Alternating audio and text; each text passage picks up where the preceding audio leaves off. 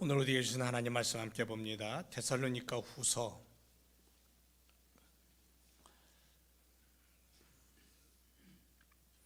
1장 3절과 4절 보겠습니다.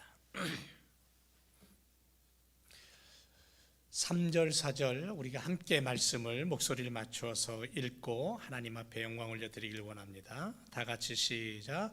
형제들아, 우리가 너희를 위하여 항상 하나님께 감사할지니 이것이 당연함은 너희 믿음이 더욱 자라고 너희가 다 각기 서로 사랑함이 풍성함이며 그리고 너희의 참는 모든 핍박과 환난 중에서 너희 인내와 믿음을 인하여 하나님의 여러 교회에서 우리가 친히 자랑함이라. 아멘. 우리 한번 인사하겠습니다. 주님의 이름으로 사랑합니다. 반갑습니다. 오늘 말씀의 주제는 주님께서 만드시는 교회 공동체입니다. 제가 늘 강조하는 것은 교회 공동체의 연합입니다. 주님이 그 중심에 계신 것. 제가 인터넷을 보다 보니까 재미난 예가 있어서 하나 소개하려고 합니다. 여러분들 아시는 분도 계실지 모르겠지만, 여러분 뉴욕 맨하탄은 주차 공간이 정말 찾기 힘듭니다. 주차료도 비싸고요. 차가 워낙 많고 신호등도 많고, 제가 언젠가 한번 차를 몰고 갔다가 2마일을 가는데 한 15분에서 20분 걸린 것 같아요. 그래서 잘 가려고 하지 않습니다. 도로비도 비싸고. 미국뿐이 아니에요. 한국은 주차 문제가 정말 심각합니다. 한번 가보면. 이런 일이 있었습니다. 집사님 한 분이 주차 공간을 찾지 못해서 뱅글뱅글 돌고 있었어요. 결국은 주차 금지 구역에다가는 차를 딱 세워놓고는 쪽지를 하나 써놓고 바쁘게 일하러 갔어요. 뭐라고 썼느냐면, 저는 이 구역을 15분간 돌았습니다. 여기에 주차하지 않으면 일자리를 잃게 됩니다. 그리고는 거기다 한마디 더 가로를 열고 우리 죄를 사하여 주옵소서. 그리고는 일하러 갔어요. 얼마 후에 차로 돌아온 집사님, 주차 위반 딱지가 차 유리창에 딱 붙어 있는 거예요. 그리고는 그 옆에 새로운 쪽지가 한 장 꽂혀 있었습니다. 거기에는 이렇게 쓰여 있었어요. 저는 이 구역을 15년째 순찰하고 있습니다. 만일 제가 이 딱지를 떼지 않으면 저도 일자리를 잃습니다. 그리고 가로 열고 우리를 시험에 들게 하지 마옵시고. 여러분, 딱지를 떼지 않으려는 사람, 그리고 딱지를 떼려고 하는 사람 모두 다 누구예요? 크리스찬입니다. 두 사람은 자기의 일을 성실하게 해야 될 위치에 있는 사람이죠. 불법 주차를 했던 집사님은 딱지를 가지고 집으로 돌아와서 이런 생각에 빠졌습니다. 무슨 생각이냐면, 그래, 내가 하는 일, 남이 하는 일, 우리가 하는 일, 너희가 하는 일, 모든 일 하나님의 일인데 내가 하는 일만 하나님 일이라고 생각하고 고집한다면 내 옆에 있는 아내와 남편, 부모와 자녀, 친구와 교우들, 내 주변의 사람들과 과연 연합할 수 있을까? 여러분, 잘못했으면 혼나고 깨닫고 다짐하고 또 잘했으면 칭찬 듣고 포상도 받고 하는 것이 어쩌면 하나님께서 인간의 삶 가운데 정해놓으신 순리가 아닌가라는 생각을 해봅니다. 그런 면에서 뭐 필요한 거 계세요? 얘기하세요. 죄송합니다. 통역이 없어서. 통역하는 집사님이 한국을 가시는 바람에. 어디까지 했죠? 다 잊어버렸죠 벌써. 데살로니가 교회를 바라보니까 이런 면에서 이런 여러 가지 문제들을 서로 감싸고 격려하고 주님께서 꿈꾸시는, 주님께서 기대하시는 교회 공동체를 잘 만들어가고 있다는 것을 느끼게 합니다. 자, 데살로니가 후서는 데살로니가 전서와 아주 비슷합니다. 유사성이 많아요. 왜냐하면 서신 왕래에 소요된 기간 등을 고려해 볼 때에 전서를 기록한 지 약 2개월에서 3개월 후에 고린도에서 후서를 써서 보낸 겁니다. 당시 데살로니가 교회의 상황은 데살로니가 전서의 상황과 거의 비슷합니다. 그다지 특별하게 바뀐 게 없었어요. 두세 달 안에 바뀔 게 있겠습니까? 이처럼 전서와 밀접한 관련성을 염두에 두고 데살로니가 후서를 쓰고 있는 이 바울 사도의 후소의 목적이 뭐냐면, 첫째는 혼란 가운데 있는 성도들을 격려하기 위해서 쓰고 있어요. 전서를 기록할 당시에 데살로니가 성도들에 대한 박해가 굉장히 심했습니다. 교회가 성장하고 활동의 폭이 넓어지면서 이교 세계의 한복판에 자리 잡고 있었던 자그마한 그리스도의 공동체는 박해를 받을 수밖에 없어요. 그게 점점 심해진 겁니다. 그래서 그들을, 그 데살로니가 교회의 성도들을 위로하기 위해서, 격려하기 위해서 후서를 쓰고 있었다. 두 번째는 재림에 대한 문제예요. 재림에 대한 잘못된 오해를 교정하고 싶어서 재림 신앙에 합당한 모습으로 살게 하기 위해서 이 데살로니가 후서를 기록하고 있는 것을 보게 됩니다. 거짓된 종말난 자들, 그들이 성경을 왜곡되게 만들고 성도들을 흔들게 만들어요.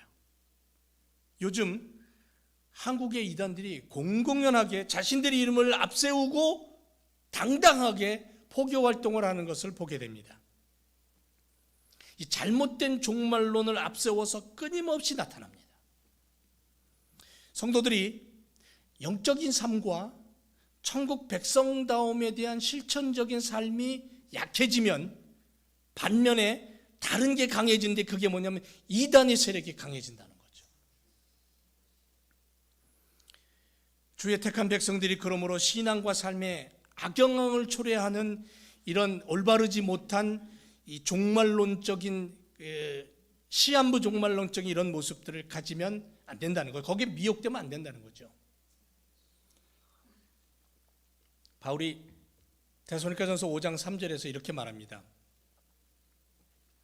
마치 해산할 여자에게 고통이 닥치듯 사람들이 평안하고 안전하고 그렇게 믿고 있는 세상이라고 마음 놓고 있을 때, 그때 갑자기 멸망이 닥칠 것이다.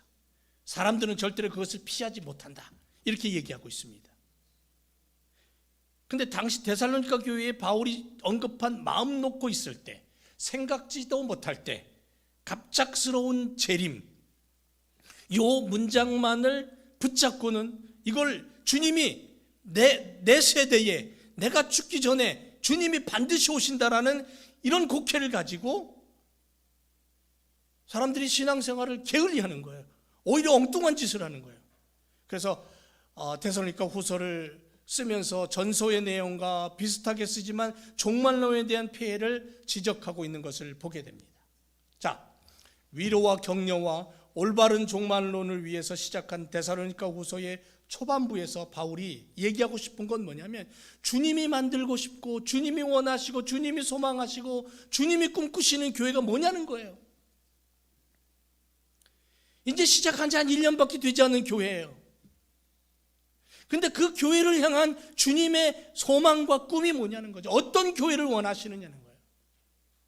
이제 다음 달 두 번째 주일, 8월 둘째 주일이 저희 교회의 창립주일입니다.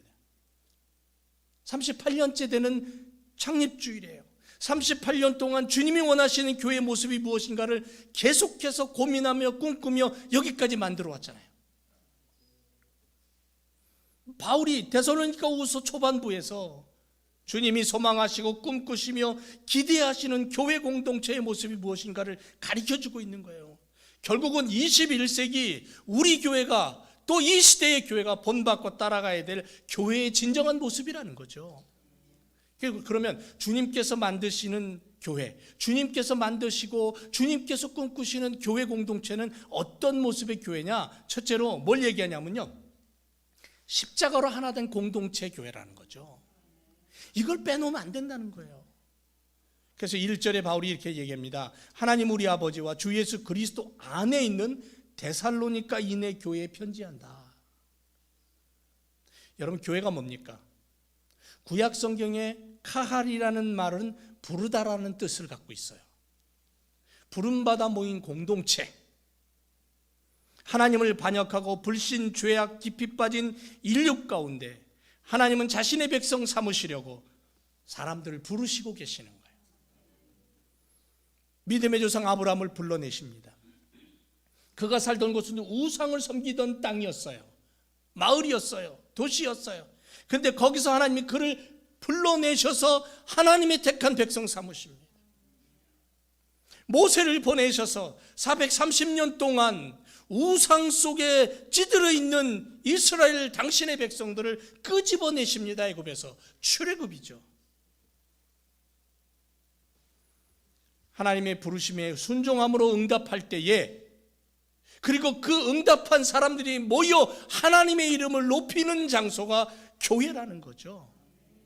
그게 하나님의 교회 공동체가 되는 거예요.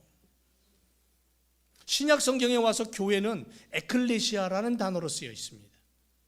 무슨 뜻이냐면 하나님께로부터 부름을 받아 모인 무리들, 그러니까 다시 말하면 교회라는 것은 예수 그리스도를 믿어 구원받은 성도들의 공동체를 얘기하는 거예요. 바로 오늘 우리들을 얘기하는 거예요. 이곳을 얘기하는 거예요. 그런데 바울은 교회를 가리켜 그리스도 예수 안에서 십자가로 씻김 받아 거룩하여지고 성도라고 부르심을 입은 자들이 모여서 하나님의 이름으로 예배하는 공동체를 교회라고 얘기하고 있는 거예요. 그 교회 공동체, 어두움에서, 사탄과 이 악한 세대에서, 다시 말하면 어두움에서 끄집어내서 빛으로 그들을 인도해 가신 그분과 함께 세우는 가족 공동체, 식탁 공동체, 한국말로 얘기하면 밥상 공동체. 우리 가족들이 둘러 앉아서 밥상 앞에서 밥을 먹듯이,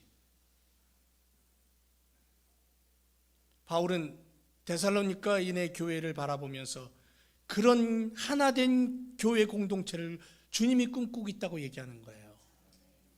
하나님 우리 아버지와 주 예수 그리스도 안에 있는 교회, 하나님 아버지와 그리스도 예수와 성령 하나님과 삼위일체 하나님과 하나된 교회의 성도들, 그것이 바로 바울이 꿈꾸는 기도고 주님이 원하시는 교회라는 거죠. 그래서 바울은요, 로마, 고린도, 갈라디아, 에베소, 빌립보, 골로새, 데살로니가 무려 7교회에 편지를 보냅니다. 그리고 그 교회마다 편지를 보낼 때 무슨 얘기를 반드시 하냐면 하나님 우리 아버지와 주 예수 그리스도 안에 있는 한 교회 공동체, 이걸 분명하게 얘기합니다. 사랑하는 성도 여러분, 세상에 교회가 아무리 많아도 결국 교회는 하나예요. 자리 잡은 지역, 우뚝 서 있는 시대, 어떤 형태로 서 있든 우리들의 보기에 다를 뿐 교회는 결국 하나인 줄로 믿습니다. 모든 섬기는 그 교회, 하나님 아버지 독생자 예수 그리스도 십자가 보혈 죄 쓰심 받고 구원 얻어 새 생명 얻어 성령 하나님의 인도하심을 따라가는 교회들마다, 바로 이 복음의 역사가 있는 교회들마다 하나라는 거죠. 하나.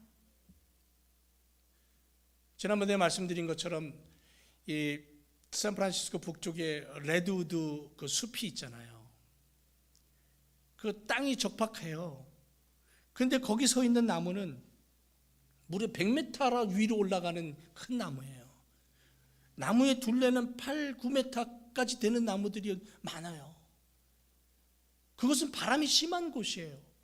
그런데 그렇게 크게, 그렇게 든든하게 나무가 설 수 있는 비결이 뭐냐면 자기 혼자만 서 있는 게 아니라 거기 있는 수많은 나무들이 뿌리와 뿌리가 연결돼서 서로를 붙잡고 있는 거예요. 이 연합이에요. 이게 하나예요. 서로를 보면 다릅니다. 서로의 재능을 보면, 서로의 실력을 보면, 서로가 하는 일을 보면 다 달라요. 그런데 예수 그리스도 십자가를 놓고 보면 하나예요. 서로 연결되는 거예요. 부족함을 채워주고 남는 것을 나눠주고. 따라서 오늘 세상에 수많은 나라와 민족과 언어권과 지역의 교회들이 있다 할지라도, 다양한 교파들이 있다 할지라도 결국 교회는 하나라는 것을 우리는 믿습니다. 그러므로 내 교회, 네 교회가 있고 내가 섬기는 교회, 네가 섬기는 교회가 있을 수는 있지만 결코 삼위일체 하나님이 나뉘지 않는 것처럼 하나님 나라 백성들이 믿음으로 나갈 때 결코 나뉠 수 없다라는 거예요. 온 세계 모든 교회, 예수 그리스도를 고백하는 교회는 하나예요. 예수 그리스도, 그분 이름으로 하나님 나라를 향해 가는 거예요. 나의 성품, 나의 영적 모습에 따라 섬기는 교회가 다르지만 예수 안에서 그 모든 것이 한 바구니 안에 담겨 오직 연합하여 하나님 나라를 선전하는 믿음의 삶을 우리가 살아야 될 줄로 믿습니다. 그래서 세상에는 오직 예수 그리스도를 주로 고백하는 우주적인 공동체인 한 교회만 존재할 뿐이에요.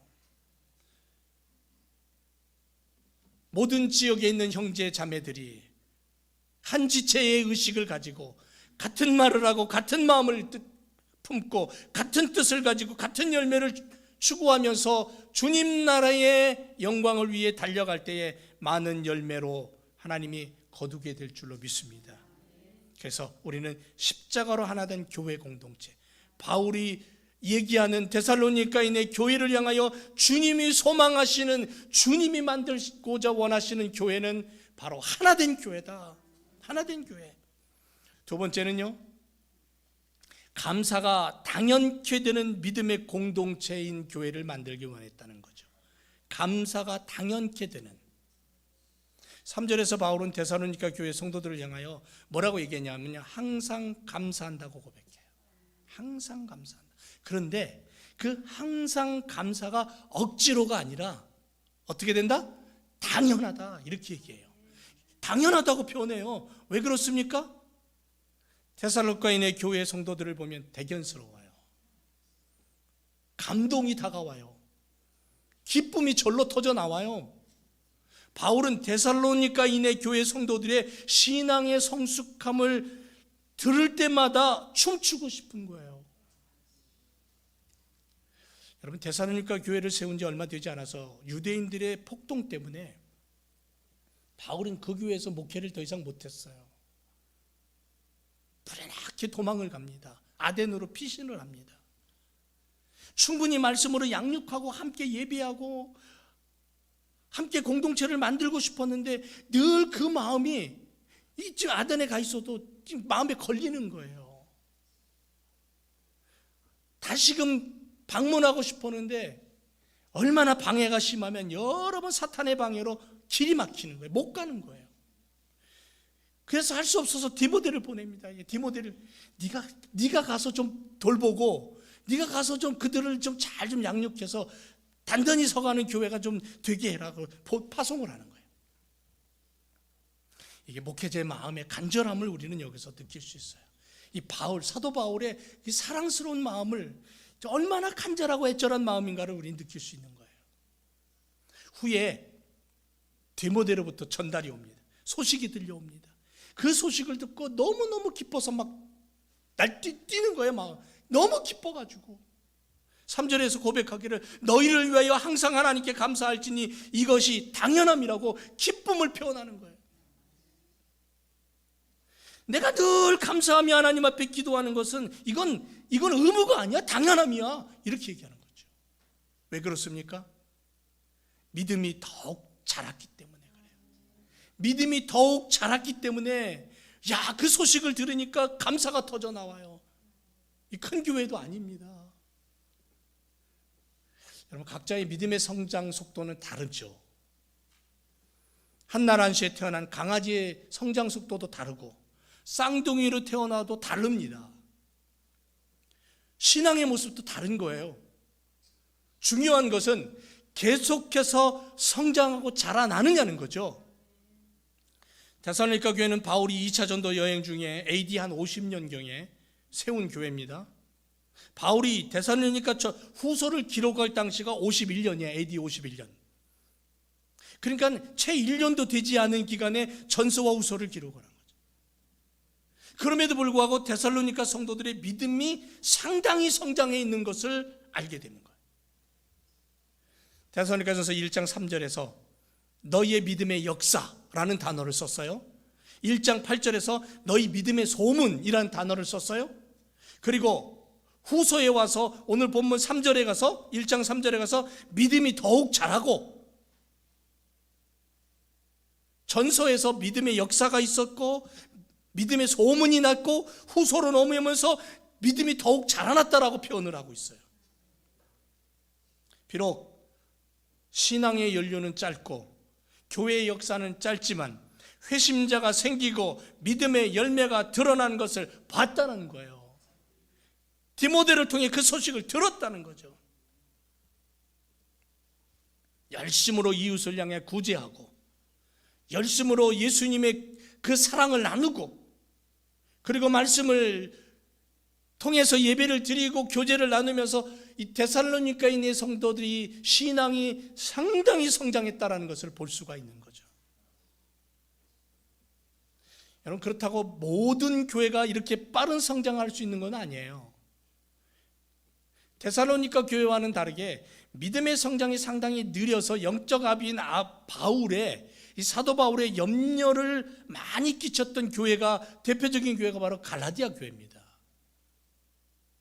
갈라디아 교회는 바울이 유대인들의 박해 가운데서도 정말 그것을 인내하면서 고난을 무릅쓰고 바나바와 함께 세운 교회의 사도행전 13장에 보면, 근데 문제가 발생합니다. 뭐냐면 유대주의자들이 바울이 전한 오직 믿음으로 의롭게 된다, 이신득이라는 오직 믿음으로 의롭게 된다라는 이 복음의 정면으로 공격을 하는 거예요. 유대인들의 미혹에 넘어가고 있었어요. 정말 안타까운 마음이에요. 그래서 바울이 그걸 어떻게든 해결하고 교회를 지키기 위해서, 바로잡기 위해서 갈라디아서를 그래서 쓴 거예요. 심지어는 뭐라고까지 얘기하냐면요, 해산하는 수고를 내가 아끼지 않겠다. 갈라디아서 4장 19절에 나의 사랑하는 자녀 여러분 속에 그리스도의 모습이 형성될 때까지 나는 다시 여러분을 위해 해산하는 고통을 겪겠습니다. 이만큼 어려운 목양이었고 믿음의 성장이 더딘 교회도 있었다라는 거죠. 그래도 그 교회를 사랑하고 해산의 고통을 감내한 바울이에요. 그런데 사랑하는 성도 여러분, 이 데살로니가 교회를 바라보니까 이건 정말 믿음이 성장하고 하나님의 영광이 드러나는 것을 보면서 얼마나 기뻤는지, 이야, 내가 이렇게 기뻐하는 게 이 의무가 아니라 당연하다. 우리 교회 성도들이 멀리 어디 출장 갔다가 거기서 우리 교회 소식을 들었다면, 기쁨의 소식을 들었다면, 여러분 거기서 어떻게 할까요?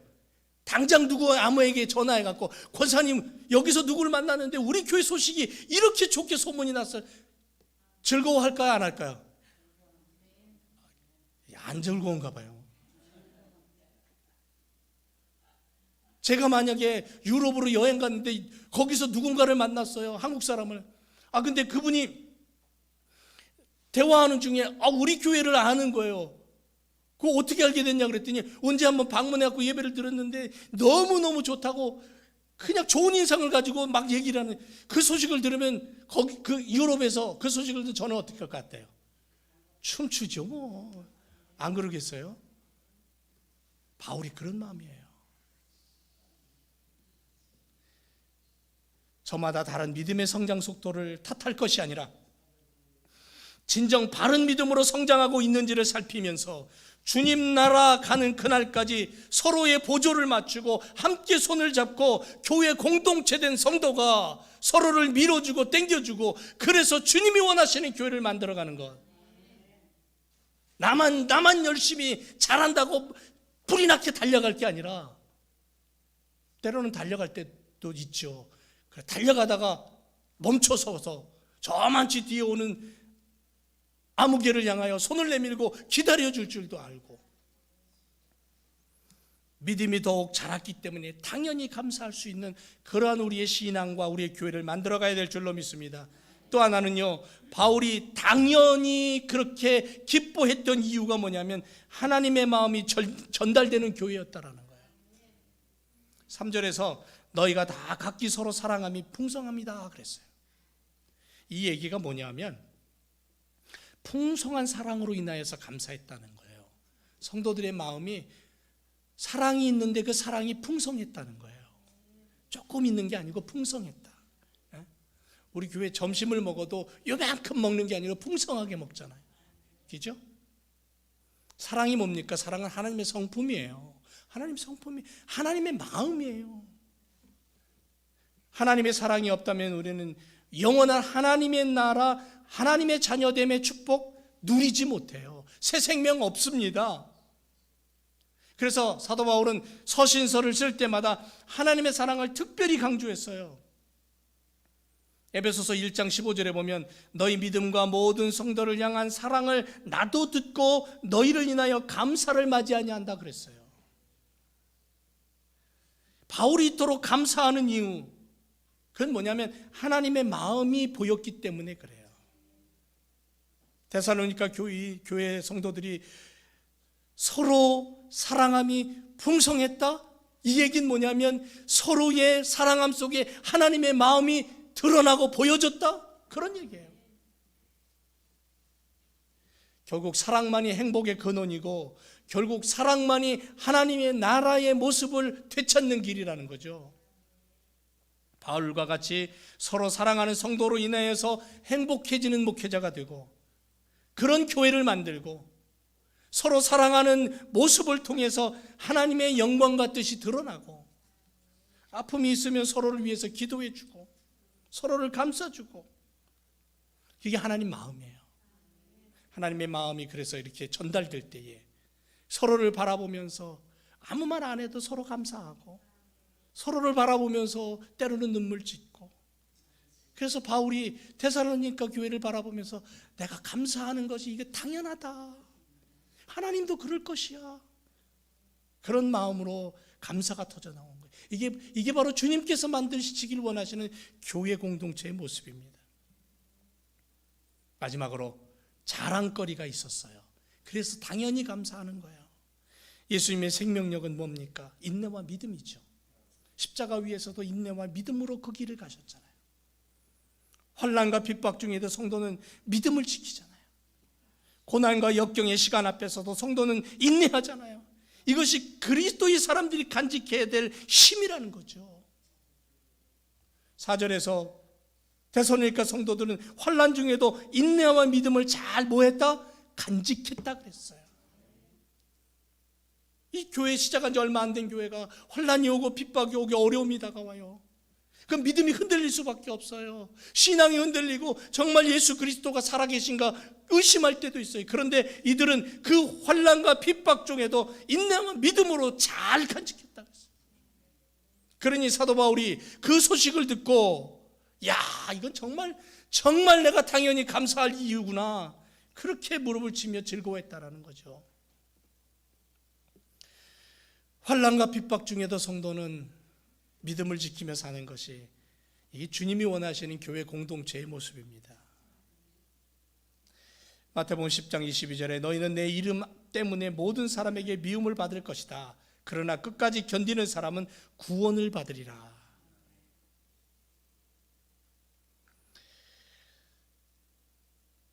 우리의 믿음이 어떻습니까?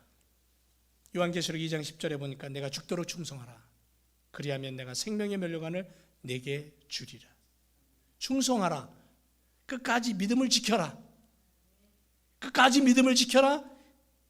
인내로 나아가라. 그러면 열매를 맺게 된다. 사랑하는 제일교회 성도 여러분, 우리는 환난을 당할 때 도리어 기뻐함으로 인내와 믿음을 지키고 그리고 핍박이 다가올 때 오히려 기도함으로 하나님의 영광이 드러나게 하고 어떤 사람은 말합니다. 지금이 어떤 시대인데 환난과 핍박이라는 단어를 거론합니까? 그렇게 말할지 모르지만 과학의 시대, 물질의 시대, 이런 온 세상이 하루권 안에 움직이는 그러한 시대라 할지라도 결국은 믿음의 사람들에게 혼란이 있고 핍박이 있고 유혹이 있고 어려움이 있다라는 거죠. 왜냐하면 세상은 어둠이고 세상은 거짓으로 자꾸 달려가기 때문에 그렇습니다. 예수님의 생명력을 품고 하나님의 뜻을 드러내기 위해서 살아갈 때에 그 삶이 넉넉지가 않을 수 있다라는 거예요. 그러한 시대를 살아가는 성도들에게 자랑거리가 있다라는 것, 인내와 믿음으로 달려가는 이 자랑거리가 있다라는 것은 정말 놀라운 은혜와 축복인 줄로 믿습니다. 사랑하는 우리 제일교회 성도가 데살로니가 교회처럼 주님이 만드시길 원하시는 그 교회로 달려갈 때에, 한마음으로 움직일 때 하나님의 축복이 나타나고 하나님의 영광이 드러나게 될 줄로 믿습니다. 기도하겠습니다.